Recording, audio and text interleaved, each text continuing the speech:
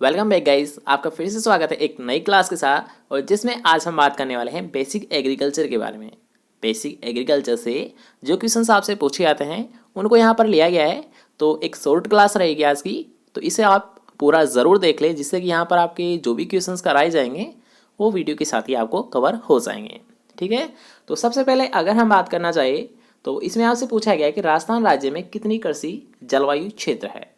याद रखिएगा, ये क्वेश्चन आपको ऑलरेडी कई एग्जाम्स में पूछा गया है, काफ़ी अच्छा क्वेश्चन है, तो आप सभी को पता होना चाहिए। ठीक है, तो इसमें आपसे क्या पूछा गया है कि राजस्थान राज्य में कितने कृषि जलवायु क्षेत्र है। 4 होते हैं, 6 होते हैं, 8 होते हैं, फिर 10 होते हैं। तो याद रखिएगा, अगर हम बात करते हैं राजस्थान, तो राजस्थान में कृषि जलवायु क्षेत्र कितने हैं? 10 है। लेकिन अगर आपसे पूछता है भारत में, तो भारत में याद रखिएगा कृषि जलवायु क्षेत्र कितने होते हैं? 15 होते हैं। दोबारा से देख लीजिए कि अगर आपसे पूछता है राजस्थान में कृषि जलवायु क्षेत्र, तो ये कितने होते हैं? याद रखिएगा 10 होते हैं। और भारत में कितने होते हैं? 15 होते हैं। ठीक है, दोनों को याद रखिएगा। नेक्स्ट क्वेश्चन की हम बात करेंगे, जिसमें आपसे पूछा गया है कि राजस्थान में मृदा की सबसे महत्वपूर्ण मिट्टी कौन सी है। मतलब सबसे ज़्यादा जो मिट्टी पाई जाती है राजस्थान में, ये कौन सी पाई जाती है? तो ये तो आप सभी को पता होना चाहिए। इस क्वेश्चन की हम ऑलरेडी बात कर चुके हैं कल। तो सोच समझ के राइट आंसर दीजिएगा कि जो राजस्थान में है ये सबसे ज़्यादा कौन सी मिट्टी पाई जाती है। जलोढ़ मृदा, रेगिस्तान मिट्टी, काली मिट्टी या फिर लाल मिट्टी। तो अब यहाँ पर याद रखिएगा, जो सबसे महत्वपूर्ण मिट्टी होती है राजस्थान में वो कौन सी होती है? रेगिस्तानी मिट्टी होती है। क्योंकि आपको कल एक पॉइंट बताया गया था कि राजस्थान की जो टोटल मृदा है ना, उसके 61% हिस्से पर, याद रखिएगा, राजस्थान का जो टोटल मतलब ओवरऑल जो एरिया है उसके 61% एरिया पर क्या है? रेगिस्तानी मिट्टी है। क्या है? रेगिस्तानी मिट्टी है। तो इसका राइट आंसर क्या होगा? Second option. क्यों? क्योंकि याद रखिएगा, जो सबसे ज़्यादा जो मिट्टी पाई जाती है वो कौन सी होती है? रेगिस्तानी होती है। इसलिए याद रखिएगा, इसी पॉइंट के साथ साथ आप एक और पॉइंट यहाँ पर नोट कर सकते हो कि राजस्थान में वायु शरण ज़्यादा होता है या फिर मृदा शरण। सॉरी कि राजस्थान में वायु शरण होता है या जल शरण। ठीक है, अगर आपको ये क्वेश्चन पूछा जाए तो आप आसानी से बता सकते हो कि राजस्थान में जो सबसे ज़्यादा होता है ये होता है, याद रखिएगा, वायु शरण। क्यों? क्योंकि यहाँ पर रेगिस्तानी मिट्टी पाई जाती है। और रेगिस्तान में याद रखिएगा क्या होगा? अगर तेज हवा चलेगी तो उससे क्या होगा? सोइल इरोजन होगा, मृदा अपरदन होगा। तो यहाँ पर याद रखिएगा, जो सबसे ज़्यादा होता है वो होता है वायु शरण। ठीक है, दोनों पॉइंट क्लियर होते हैं। फर्स्ट कि सबसे ज़्यादा मिट्टी कौन सी पाई जाती है? रेगिस्तानी। कितनी पाई जाती है? 61%। और यहाँ पर सबसे ज़्यादा कौन सा शरण होता है? वायु शरण होता है। ठीक है, क्वेश्चंस क्लियर होते हैं। नेक्स्ट क्वेश्चन की हम बात करेंगे, जिसमें आपसे पूछा गया है कि देश में कुल भौगोलिक क्षेत्रफल, देश के कुल भौगोलिक क्षेत्रफल में राजस्थान का हिस्सा कितना है। मतलब अगर आपसे पूछा जाए कि जो भारत का जो ओवरऑल क्षेत्रफल है उसमें राजस्थान का कितने % हिस्सा है या कितना योगदान है, तो सबसे पहले हम ऑप्शन देख लेते हैं कि 6%, 8%, 10% या फिर 12%। तो ये भी ऑलरेडी हम आपको क्लियर करा चुके हैं कि याद रखिएगा, भारत का जो क्षेत्रफल है उसमें राजस्थान का अगर हम हिस्सा ज्ञात करना चाहिए, ठीक है, तो याद रखिएगा जो भारत का जितना भी जो क्षेत्रफल है इसमें याद रखिएगा 10% हिस्सा या फिर 10.41% हिस्सा किसका होता है? याद रखिएगा, राजस्थान का होता है भारत में। तो इसके अकॉर्डिंग हमारा राइट आंसर क्या होगा? याद रखिएगा, थर्ड ऑप्शन। कितना हिस्सा होता है भारत का जो भी संपूर्ण क्षेत्रफल होता है उसमें ये होता है 10.41% होता है। ठीक है, नेक्स्ट क्वेश्चन की हम बात करेंगे, जिसमें आपसे पूछा गया है कि राजस्थान में शस्य सघनता लगभग कितनी होती है। क्या यहाँ पर आपसे पूछा गया है कि राजस्थान में जो क्रॉप इंटेंसिटी होती है, क्या क्रॉप इंटेंसिटी होती है कितनी होती है। अब यहाँ पर याद रखिएगा, इंटेंसिटी के बारे में आपसे पूछा गया है, तो इंटेंसिटी आपको यहाँ पर क्या याद रखनी है? इंटेंसिटी। तो इंटेंसिटी याद रखिएगा ये होती है 128 से 130, मतलब 128 से 130% होती है। अगर आपसे पूछा जाए राजस्थान के लिए, तो राजस्थान में जो याद रखिएगा जो शस्य सघनता होती है ये कितनी होती है? 128 से 130% होती है। लेकिन अगर आपसे यहाँ पर ये क्वेश्चन पूछा जाता है कि भारत में जो शस्य सघनता है, भारत में जो क्रॉपिंग इंटेंसिटी है ये कितनी होती है, तो भारत में याद रखिएगा आपको 10 ऐड कर देने हैं, मतलब 138 से 40 होती है। क्या याद रखना है कि अगर आपसे पूछता है भारत की शस्य सघनता कितनी होती है, तो होती है, याद रखिएगा, 138 से 140 के मध्य। और अगर आपसे पूछता है राजस्थान के लिए, तो राजस्थान के लिए जो शस्य सघनता होती है वो होती है 128 से 130 के मध्य है। तो इसके अकॉर्डिंग राइट आंसर क्या होगा, याद रखिएगा थर्ड ऑप्शन। नेक्स्ट क्वेश्चन जो कि आप सभी को पता ही होगा कि आईसीआर कहाँ पर स्थित है। तो याद रखिएगा आईसीआर की जो स्थापना की गई थी ये की गई थी नई दिल्ली में की गई थी, ठीक है।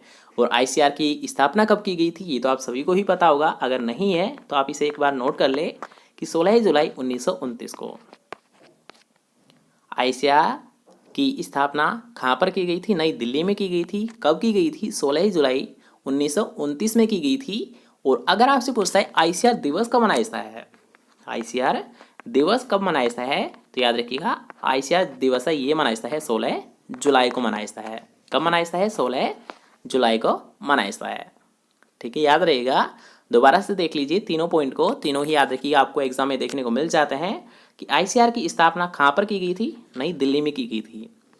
कब की गई थी, 16 जुलाई 1929 में की गई थी।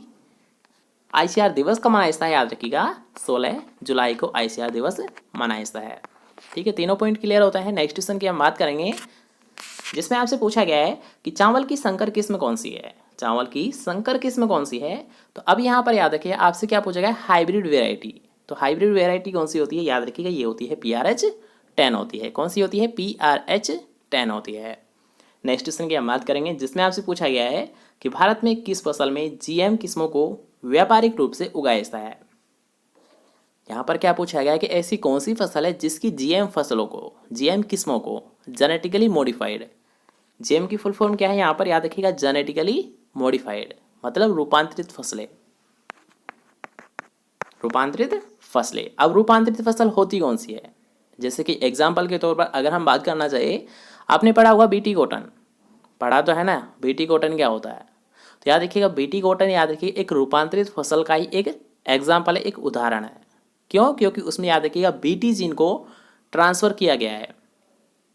और अगर मान लीजिए ऐसा कोई प्लांट है जिसमें भारी जीन को ट्रांसफ़र किया गया है तो वो किस प्रकार का पौधा कहलाता है, याद रखिएगा रूपांतरित पौधा कहलाता है, ठीक है। क्वेश्चन समझ आ गया। तो अब आते हैं हमारे क्वेश्चन में जिसमें आपसे पूछा गया है भारत में किस फसल में GM किस्मों को व्यापारिक रूप से मतलब ज़्यादातर हिस्से में लगाया जाता है। तो कौन सी फसल है, चावल को, मक्का को, कपास को या फिर सोयाबीन को। तो इसका राइट आंसर तो मैंने अभी आपको क्लियर कराया कि याद रखिएगा भारत में सबसे ज़्यादा BT कॉटन को लिया जाता है। और इसमें याद रखिएगा BT कॉटन, ये BT यहाँ पर क्या होता है, एक प्रकार का जीवाणु होता है जिसका अगर हम बात करते हैं पूरा नाम तो इसका होता है, याद रखिएगा बेसिलस thuringiensis। क्या होता है, बेसिलस thuringiensis अब पूरा नाम होता है, ठीक है, आसानी से याद रख पाओगे। तो अब आते हैं हमारे नेक्स्ट क्वेश्चन पर जिसमें आपसे पूछा गया है कि चिंकोरी किस फसल से संबंधित है। तो जल्दी से राइट आंसर बताइए, ऑप्शन आपके सामने है, बाजरा, मसूर, बरसीम फिर तिल। आपको क्या लगता है कि जो चिकोरी है या फिर चिंकोरी है ये किससे संबंधित है।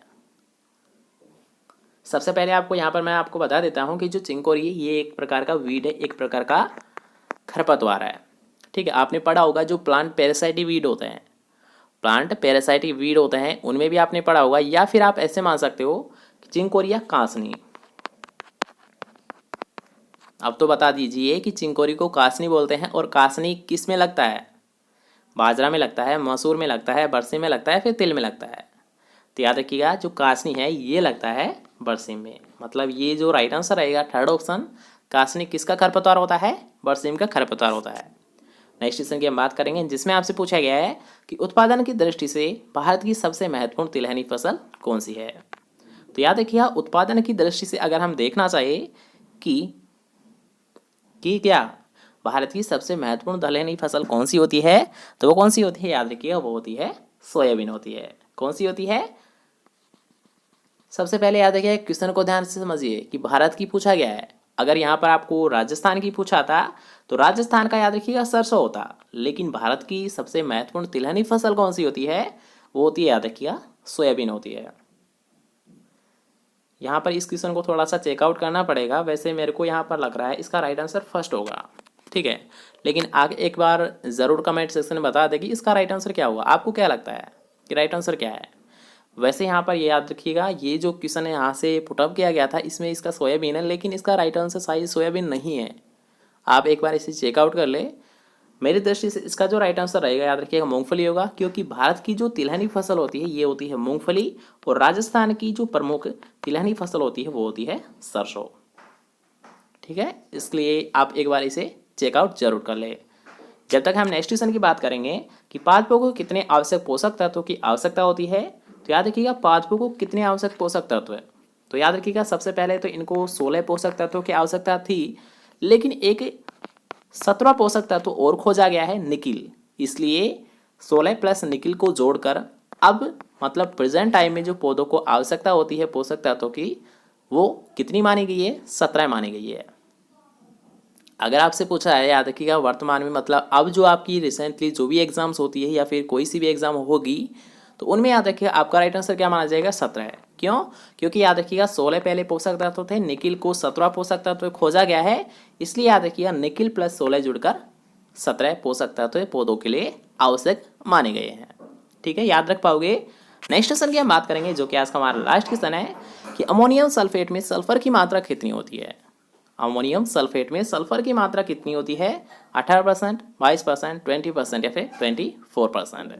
तो इसे हम डायरेक्ट क्लियर कर लेते हैं कि अमोनियम सल्फेट में जो सल्फर की मात्रा होती है ये कितनी होती है, याद रखिएगा ये होती है 24% होती है। कितनी होती है, 24% होती है। ठीक है, तो आज की बस यहाँ पर एक शॉर्ट क्लास थी, तो आज की क्लास को बस यहीं पर विराम देते हैं। हम मिलते हैं फिर से नेक्स्ट क्लास के साथ, जब तक के लिए जय हिंद, जय बाय, टेक केयर।